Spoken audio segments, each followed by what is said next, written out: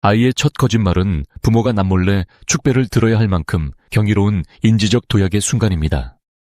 아이 입에서 처음으로 능청스러운 거짓말이 튀어나온 날, 많은 부모는 당혹감과 실망감을 느낍니다. 내 아이가 벌써부터 누군가를 속이다니 라는 생각에 도덕적인 훈육을 서두르곤 하죠. 하지만 현대발달 심리학과 뇌과학의 관점에서 볼 때 아이의 첫 거짓말은 부모가 남몰래 축배를 들어야 할 만큼 경이로운 인지적 도약의 순간입니다. 거짓말은 단순히 사실을 왜곡하는 나쁜 행동이 아니라 인간의 뇌가 타인의 마음을 읽고 복잡한 사회적 상호작용을 처리할 준비가 되었다는 강력한 뇌 발달의 증거이기 때문입니다. 거짓말을 성공적으로 해내기 위해서는 고도로 발달한 인지 능력이 총동원되어야 합니다. 그 중심에 있는 핵심 개념이 바로 마음이론입니다. 마음이론이란 타인도 나와 다른 자신만의 생각, 감정, 믿음, 의도를 가지고 있다는 사실을 이해하고 이를 바탕으로 타인의 행동을 예측하는 능력입니다. 우리는 마음이론을 태어날 때부터 완성된 채로 가지고 있지 않습니다. 영유아기의 아이들은 철저히 자기중심적인 세계에 살고 있습니다. 내가 눈을 가리면 남도 나를 볼 수 없고 내가 아는 사실은 세상 모든 사람이 안다고 믿습니다. 그러나 대개 만3에서 4세를 기점으로 아이의 뇌, 특히 측두두 전견접부와 전전두엽이 폭발적으로 발달하면서 타인의 마음이라는 새로운 우주를 발견하게 됩니다.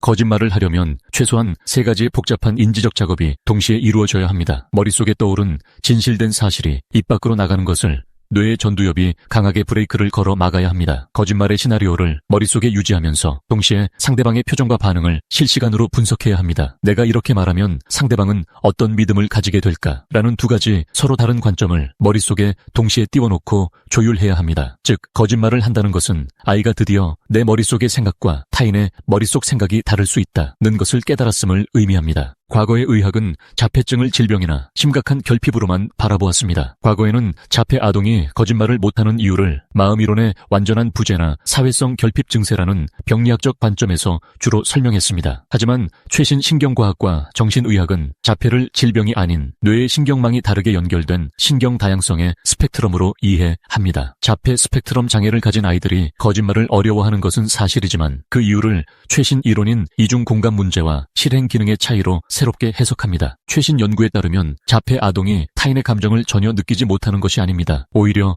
정서적 공감 능력은 뛰어나지만 그것을 사회적 맥락에 맞게 해석하는 인지적 공감 능력의 발달 속도나 방식이 비장애인과 다를 뿐입니다. 자폐 스펙트럼을 가진 뇌는 세상을 이해할 때 불확실한 감정이나 뉘앙스보다는 명확한 규칙과 패턴을 선호합니다. 이들에게 진실은 절대적인 규칙입니다. 거짓말은 이 확고한 규칙을 깨는 매우 고통스럽고 혼란스러운 인지적 작업입니다. 거짓말은 상황에 따라 진실을 숨기고 새로운 가상의 사실을 꾸며내야 하는 엄청난 인지적 에너지를 요구합니다. 뇌의 실행, 기능 연결망이 다르게 작동하는 자폐 아동에게 이는 굳이 시도할 필요 없는 피곤한 작업일 수 있습니다. 따라서 자폐 아동이 거짓말을 하지 않는 것은 단순히 타인을 인식하지 못해서라기보다는 세상을 바라보는 뇌의 운영체제가 근본적으로 정직과 직관성을 추구하도록 설계되어 있기 때문입니다. 만약 어느 날 자폐 스펙트럼을 가진 아이가 숙제를 다 했다고 엉성한 거짓말을 시도한다면 이는 원문에서 지적한 대로 아이의 뇌가 새로운 사회적 관점을 시뮬레이션하기 시작했다는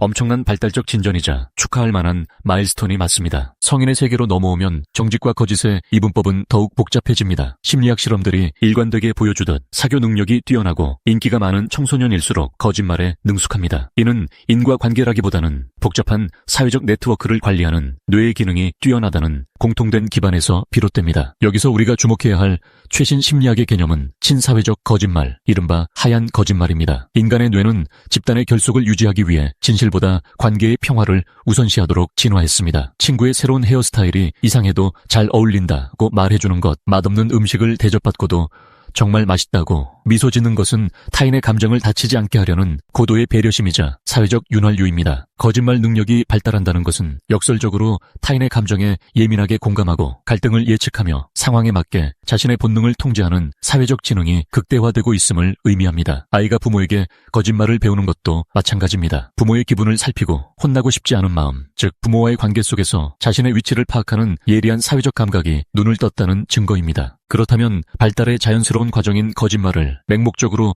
억압하지 않으면서도 아이가 내면의 정직성을 단단하게 뿌리내리게 하려면 어떻게 해야 할까요? 최신 아동 발달 심리학은 아이를 거짓말을 할 수밖에 없는 코너로 몰아넣지 않는 것이 핵심이라고 강조합니다. 부모가 이미 아이가 우유를 엎지른 것을 알고 있으면서도 누가 우유 엎질렀어? 솔직하게 말해 라고 윽박지르는 것은 최악의 접근입니다. 뇌의 편도체가 활성화된 아이는 생존 본능으로 방어적인 거짓말을 하게 됩니다. 대신 우유가 엎질러졌네. 어떻게 같이 치우면 좋을까? 라고 사실에 기반한 해결책을 제시해야 합니다. 아이에게 방어할 필요가 없는 안전한 환경을 만들어주는 것입니다. 아이가 거짓말을 할 때 행동 자체를 벌하기 전에 마음 읽기를 선행해야 합니다. 두려워서 한 거짓말인지, 누군가를 실망시키고 싶지 않아서 한 거짓말인지, 상상력이 풍부해서 한 과장된 거짓말인지 그 동기를 파악해야 합니다. 결과보다 과정의 정직함에 보상하기. 아이가 자신의 잘못을 솔직하게 고백했을 때 잘못된 행동에 대해 훈육하더라도 사실대로 말해줘서 정말 고마워. 그건 아주 용기 있는 행동이야. 라고 정직을 선택한 인지적 결단에 대해 강력한 심리적 보상을 제공해야 합니다. 결론으로 거짓말 너머의 마음을 보는 눈을 가져야 합니다. 정직함은 좋은 것이고 거짓말은 나쁜 것이라는 평면적인 이분법적 사고는 우리 뇌가 가진 경이로운 복잡성을 담아내기엔 너무나 협소합니다. 아이가 처음 거짓말을 한 날 우리는 화를 내기보다는 아이의 뇌 속에 드디어 나와 타인을 구분하는 마음이론의 작은 싹이 텄음을 인지해야 합니다. 또한 자폐 스펙트럼 아이들이 보여주는 티 없이 맑은 정직함 이면에는 세상을 그들만의 규칙과 방식으로 투명하게 이해하려는 다르고 특별한 뇌의 작동 방식이 있음을 포용해야 합니다. 우리가 진정으로 길러주어야 할 것은 결점이 전혀 없는 도덕적 완벽함이 아닙니다. 타인의 마음을 다치지 않게 배려할 줄 아는 성숙한 지능과 두려움 없이 자신의 취약함을 부모와 세상에 드러낼 수 있는 안전한 관계를 만들어주는 것입니다. 그것이 바로 거짓말이라는 발달의 관문을 통과해 진정한 정직함으로 나아가는 가장 과학적이고 따뜻한 길일 것입니다. 마음이론이란 사람의 마음이 작용하는 방식을 알고 이해하는 능력을 말한다. 마음이론은 가지고 태어나는 것이 아니다. 마음이론은 인지 능력의 발달과 함께 점진적으로 형성된다. 마음이론이 형성되기 전에 아이들은 다른 사람의 의식과 감정은 거의 인식하지 못한다. 마음이론이 형성되어 있다는 것은 자신의 생각뿐 아니라 다른 사람이 어떻게 생각할지도 안다는 것이며 다른 사람들에게도 그들 나름의 믿음과 의도와 욕망이 있다는 것을 이해하고 있다는 뜻이다. 마음이론이 형성되기 전에 아이들은 세상을 오직 자신의 관점에서만 바라본다. 즉 자신이 보고 생각하고 믿는 대로 다른 사람도 보고 생각하고 믿는다고 여긴다.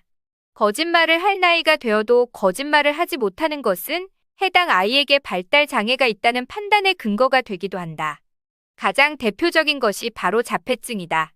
자폐증은 타인의 감정을 인식하고 반응하지 못하는 사회성 결핍 증세를 보이는 심각한 발달 장애로 보통 언어 장애를 수반한다.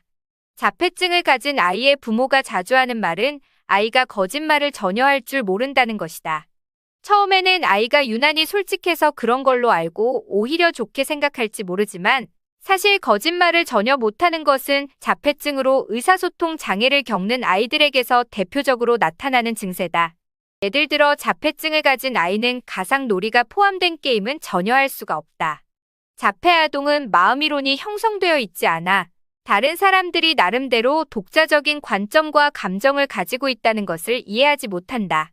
거짓말을 하려면 진실과 거짓 관점의 두 가지 서로 다른 관점이 동시에 존재할 수 있다는 것을 이해해야 하는데 자폐 아동에게는 이것이 불가능하다. 자폐 아동은 거짓 관점을 설정하지 못할 뿐더러 다른 사람은 자신과 다른 관점을 가질 수 있다는 것도 이해하지 못한다.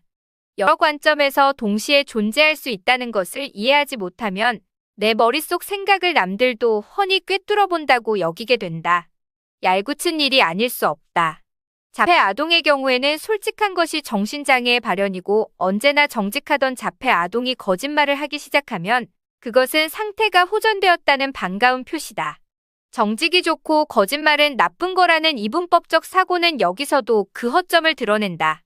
성인들 사이에서는 거짓말을 솜씨 있게 하는 사람이 친구도 잘 사귀고 사려 깊은 사람으로 인정받아서 사교성이 뛰어나다는 평가를 받는 경향이 있다.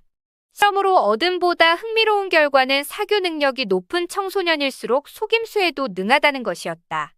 성인들과 마찬가지로 청소년들도 인기 있는 청소년이 상대적으로 인기 없는 또래보다 거짓말로 상대를 속이는 기술이 탁월했다. 심리학자들이 즐겨 쓰는 표현을 빌자면 거짓말과 사회성 사이의 비례관계가 발견된 것이지 인과관계가 드러난 것은 아니다. 아이가 거짓말을 배우는 것은 자연스러운 일이다. 어른들의 행동에 민감하게 반응한다는 뜻이며 예리한 사교 능력을 갖춰가고 있다는 의미인 것이다. 따라서 부모 입장에서는 아이가 거짓말을 하는 것보다 거짓말을 전혀 못하는 것이 오히려 더 걱정스러운 일이다. 아이가 정직하게 자리 잡도록 돕는 길은 뭘까? 그건 아이들을 거짓말을 하지 않을 수 없는 상황으로 몰아넣지 않는 것이다.